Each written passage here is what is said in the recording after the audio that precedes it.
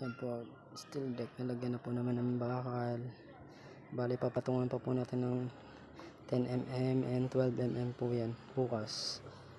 Tapos ma-welding po ng yan po sa second floor. Yan po yung bubusan sa Lunes.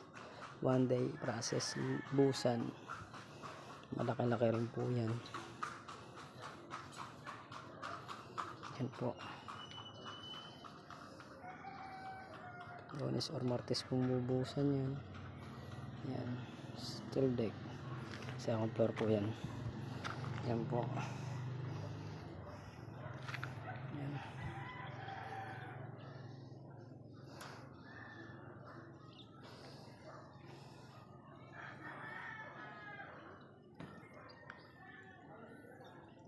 Bubusan po.